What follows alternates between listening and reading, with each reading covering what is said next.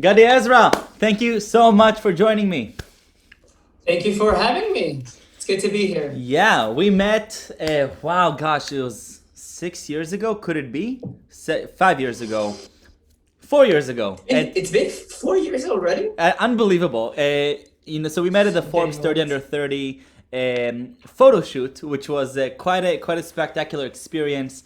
And since then, we've been friends, and I've been following your journeys around the world, from pursuing a fourth degree, you said, in law, and your various lectures based on also your experience back in the army as a fighter, as a soldier, as a leader, and how you're bridging it all together now to think more broadly about human rights and democracy.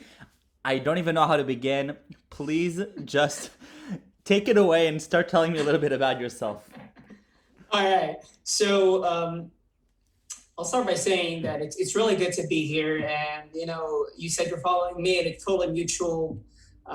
Besides the fact I feel I'm getting too older because it's been 4 years. I haven't even thought of this. I'm full of appreciation to what you do in this initiative, which is great. It's Thank you. always good to expose the methods and schools of thoughts of different leaders from different backgrounds. So I think it's great. As far as for me, so as you said, I was very fortunate and lucky to be part of the Forbes Under 30 list, which is where I met you as well. Ever since, I would say that my professional time is basically divided to four. I am a lawyer. No one's perfect, so I advise. My specialty is constitutional law and international law, so I advise on these different aspects to certain entities. I'm a PhD candidate. I'm currently pursuing my fourth law degree, following my degrees from Tel Aviv University and NYU School of Law. I'm pursuing my PhD in law from Tel Aviv University. I'm not gonna overload you with what I am doing my PhD on, because you don't want anyone to fall asleep right now. I'm just gonna say it is related to war, but it's not that interesting to people who are not from the legal sphere. Completing the book these days, I know it sounds like a cliche because I'm completing this book for the past year and a half now, but due to COVID-19, I have the ability to actually be at home and get things done. So I'm very, very close to complete the book. The book involves my team's experiences from Operation Cast Lead from Gaza in 2008. It is a memoir. I do not go into legal analysis in the book. Where I do go into legal analysis is my fourth dimension of professional sphere, which is the talks and the lectures that I give worldwide. What I do in these talks, I usually speak about what I call my dual perspective on war, as a human journey and as a special forces veteran. Basically, what I do is sharing real scenarios that my teammates and I have gone through. I would explain how the laws of war view those situations, the Geneva Convention, the Hague regulations. And then I would share what we did in real life. And the purpose is double, to emphasize the complexity and also to stress what I call the high standards of the idea, but not from a blind advocacy point of view, but rather from what I'm trying to do more to bring a more articulated point of view into the discussion. So this is basically what I'm doing. I don't even know where to take it from here, so I'm just gonna go with intuition. Can you give me a little bit of a teaser about what you went through as a leader and as a fighter in and around Gaza, and how that translates into your broader thinking of what it means: law, legal regulations, contracts, human rights, etc.? It's a terrific question. I'll tell you this. I'm not sure I was a leader in Gaza. In Gaza, I was part of a team. I was equal to everyone else. We were 13 brothers from different mothers. Each and every one of us had a role. Where I do find leadership in this equation is where I took it in my civilian lives. meaning to gather those experiences that I've witnessed firsthand, and try to deliver a cohesive, balanced narrative towards our country, our homeland, Israel. Um, these experiences had led me to understand two things regarding leadership. Number one is that you constantly have to be critical towards any law that you view. Time and again, we talk with each other in comes about different laws and what we think about them, but rarely have we criticized their origins. What do they ought to really accomplish? And when you take a complex situation such as war, and you bring to an audience, and it doesn't matter what kind of audience, by the way, we can talk about the different audiences that I've engaged with, but you bring these laws to an audience, and on paper, they are, as my NYU professors tend to call them, they are celebrated laws. They look great on paper, but then you But emphasize. then in the money time, yeah. In money time, you emphasize to people what they allow you to do. These are some terrible stuff, terrible things. And you can obviously sympathize with that because you've served in the military, you were an officer, you know a thing or two about difficult experiences. So in terms of leadership, talking about these issues has led me to realize I have to constantly be in a critique point, not in a rebellious mode, but to constantly question and also to deliver this modus operandi, this way of thinking to other people. And I think in the larger sense of the experience, look, I was very fortunate to engage with a lot of communities worldwide. I've delivered, I would say by now, hundreds of lectures in the past 3 years to communities all over the world, North America. I've spoken to Palestinians in Brazil, people in Hungary, North America, Australia, Israel, of course.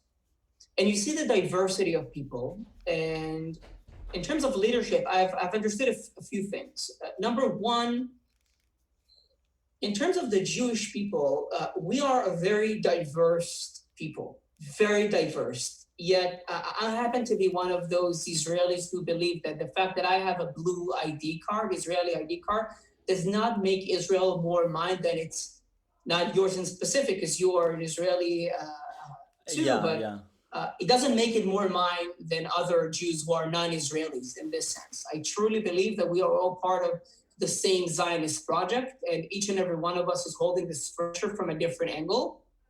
It does not mean that Israel is not a home for other nationalities and ethnicities. It is a Jewish and a democracy. But I've learned that at the end of the day, despite the controversies and the lack of agreements within the Jewish people, and you know the joke, put 3 Jews in a room, you're going to have 12 different opinions. I know 24 different opinions.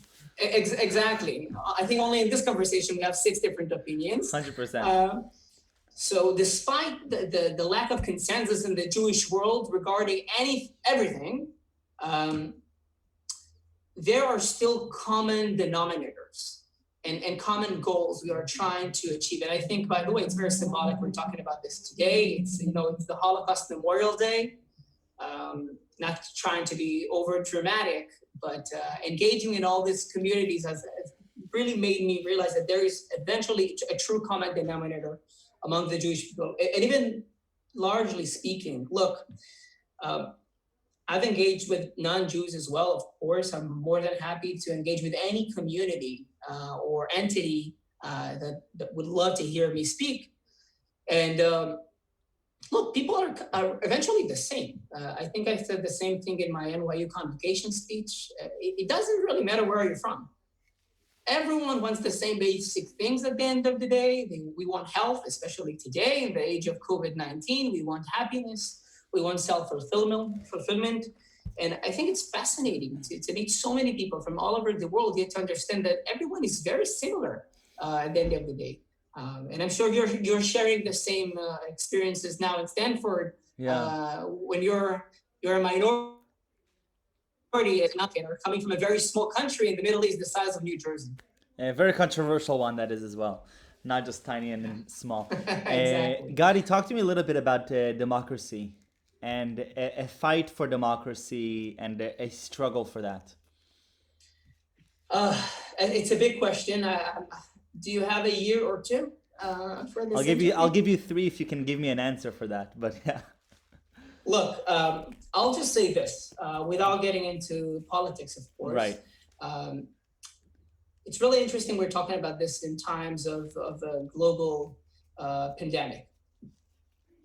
Um, Human rights, the challenge of keeping and preserving human rights is primarily in times of crisis. No right is absolute.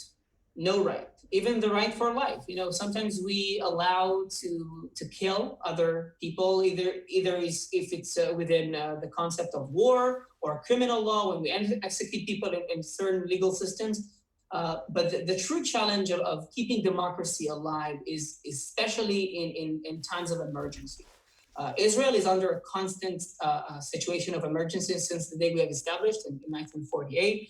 The world right now is in a global emergency situation. I think it's tremendously interesting to see how the world is gonna evolve Oh yeah, from this. What rights are gonna remain fundamental human rights? What are definitely. we in the legal community would have to say about things such as privacy? Both you and I agree that it's crucially important, for example, to combat the virus. And some of us have no problem to give the authorities access to our mobile phones. Now, I'm not saying if it's good or bad. I'm just saying it's really interesting to see if after this ends, and this will end at some point. This virus is going to Yeah, go away. How are we going to view different rights, such as the right for privacy, for example? Are we going to go back to ground zero of the right for privacy as we deem it right now, or are we going to witness certain changes? And I think it's a fascinating constitutional and international law discussion. These times are making us face tremendous challenge. And you know what they say in the legal community. Hard law makes, hard cases, makes bad law.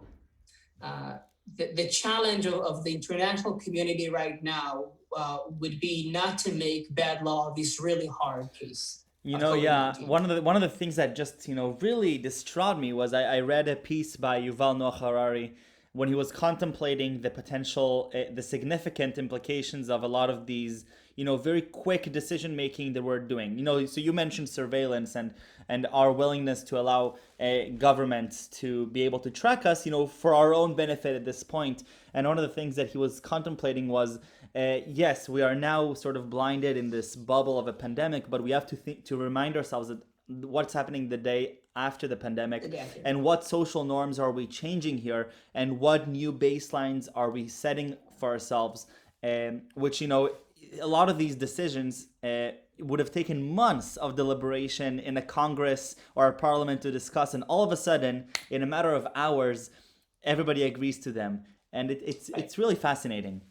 But if you think about it, Michael, there's a reason why the legal system, the constitution in a given country allows the government to do that within matters of hours. Sometimes we need to do it in a matter of hours. I say that the truth is somewhere in the middle. You need to allow a government to function, yet you cannot constantly be with your head stuck in the ground thinking just about right now. Totally. You have to balance and integrate both the short-term thinking and the long-term thinking. Going back to the beginning of our talk, it's very similar to kinetic war. Time and again, I'm being asked in my talks, wait, so if a soldier is in a given situation, shouldn't he or she take into account the way a target killing would be perceived by the media, or the way a target killing, for example, would be perceived by the International Criminal Court in The Hague? Yes. Okay. And my constant answer is that the country, the system, needs to take all the considerations into account.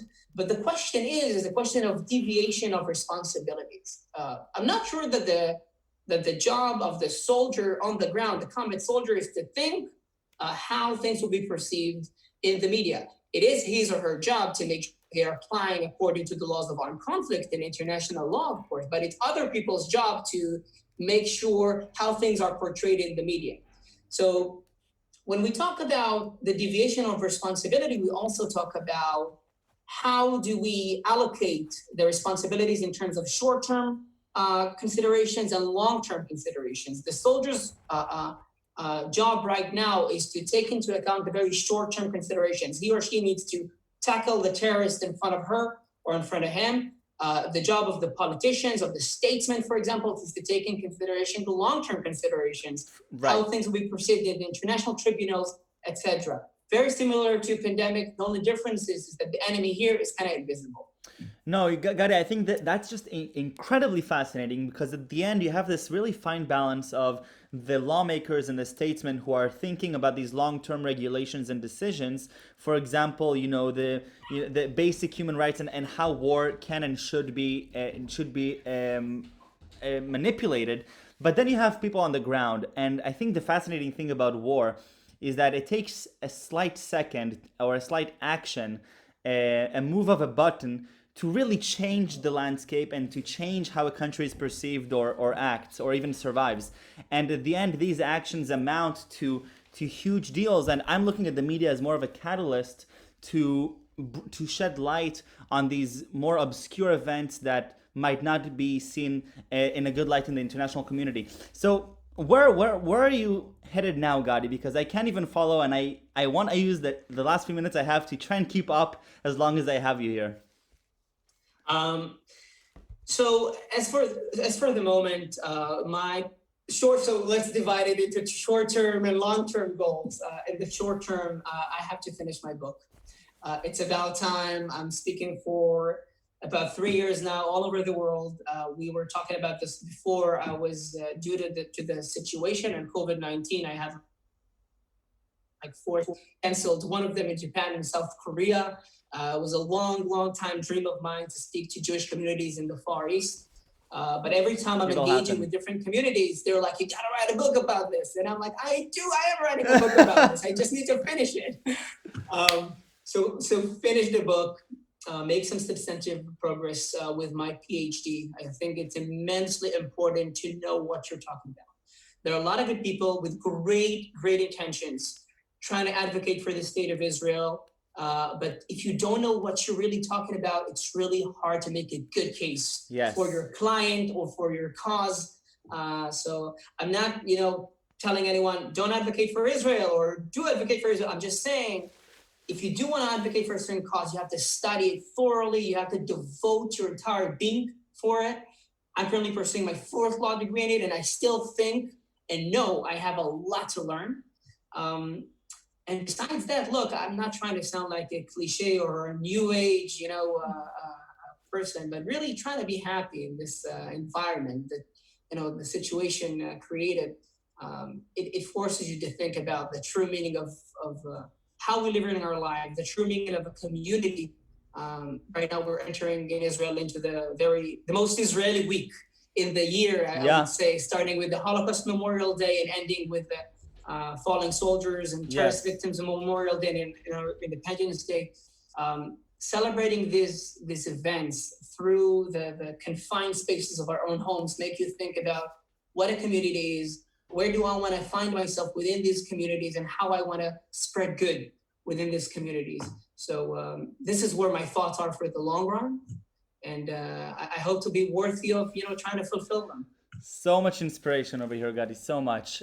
Before we leave, I'm going to put you on the spot once, and I really shouldn't do that to a lawyer. I'm really shooting myself in the leg here. I'd like you to tell me 3 words that you would best describe yourself as, or that you would think that you would want others to describe Gadi as. All right, so like every good lawyer, I would say it depends. Yes. Oh, beautiful. But wait.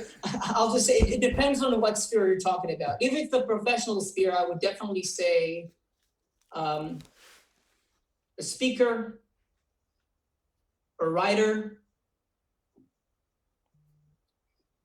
and a lawyer. And if on the personal one? a Jew. Okay, wow, the first one. Yeah, a Jew, Israeli, Wow. and and a husband/son. I love it so much. Gadi, thank you so much for your time. This was Thank you, fascinating. Michael. You're the greatest. Thank you so much. Stay safe.